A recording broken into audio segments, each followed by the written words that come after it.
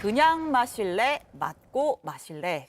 자, 사회 속 이야기가 아니라 정치 토크 시간인데 제목이 좀 도발적인 워딩입니다. 자, 국민의힘 인유한 혁신위원장 입에서 나온 이야기인데, 자, 열흘 전에 2호 혁신 안건 중에 하나로 이 지도부 중진 이 대통령과 가까운 소위 윤핵관을 향해서 뭐 불출마 그리고 험지 출마를 좀 권유를 했었잖아요.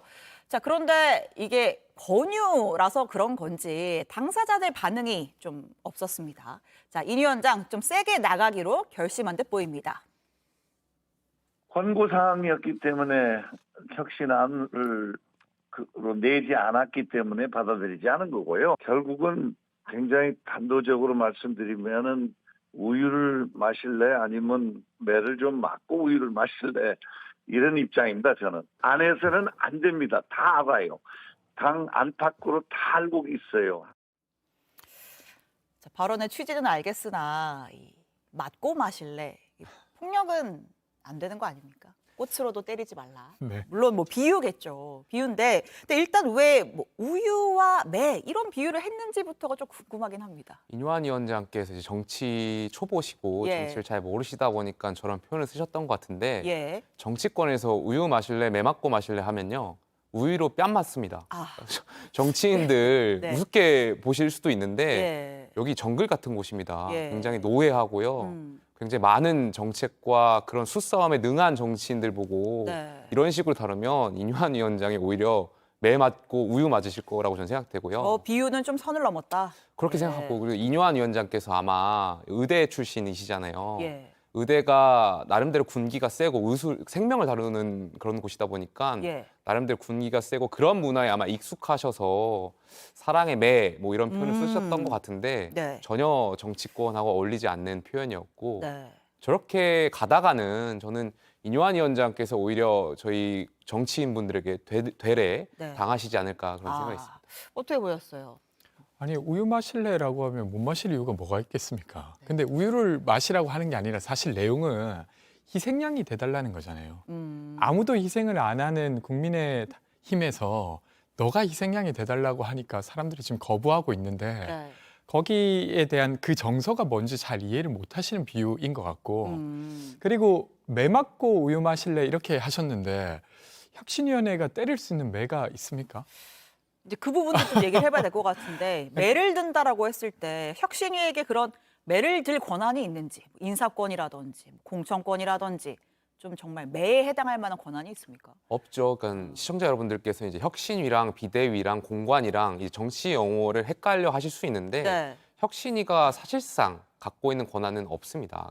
혁신이라는 것도 굉장히 모호한 단어고 네. 혁신위가 만들어 가야 되는 단어일 텐데 저렇게 매를 든다라고 했을 때 의원들은 웃고 계시겠죠. 그리고 인유한 위원장이 그런 주장한 영남 중진들 험지 출마 이런 것이 가능하려면 최고위만 통과해야 될 것이 아니라 의원총회까지도 추인을 받아야 될 정도로 굉장히 중요한 네. 안건인데 의총에서 통과되겠습니까, 의원들이? 정권 주겠다고 했는데 그러면 혁신이 할 뭐 이유가 없는 거 아닙니까? 그러다 보니까 이제 인유한 위원장이 다룰 문제가 아니다. 정치권 여당 내에서도 뭐 험지 출마 이러한 요구 사항은 네. 인유한 위원장급에서 말씀하실 것이 아니라 다른 보다 더 책임 있는 분들이 물밑에서 이야기를 했어야지 결과적으로 저런 말씀하시면서 전국을 팔도로 돌아다니시면서 많은 분들 만나 뵙고 있는데 인유한 위원장께서 안타깝게도 본인 정치를 하시는 거 아니냐.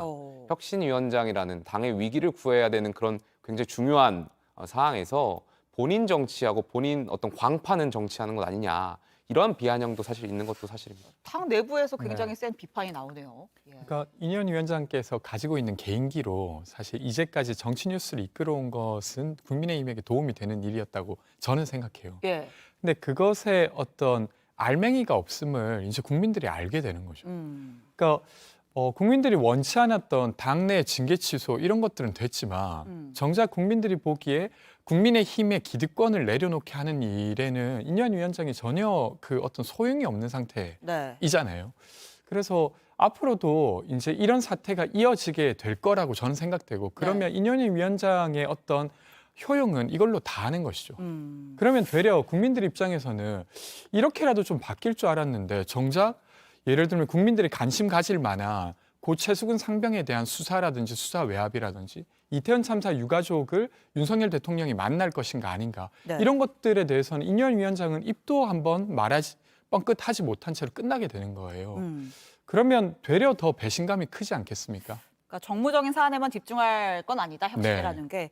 자, 일단은 지금 좀 힘을 못 쓰는 상황인데 그 지난 주말이죠. 이 부산 3선 우리 윤핵관의 뭐 대표 주자라고 언론들이 꼽는 장제원 의원들이 지지자를 한 4천 명 넘게 모아놓고 버스 한 100대 대절해가지고 또 행사를 했단 말이에요. 이거는 내가 지역에서 지금 뭐 사진이 나가고 있습니다만 장 의원 표정이 굉장히 밝거든요. 그리고 뭐 지지자들도 막 환호를 하고 내가 부산에서 이 정도 한다.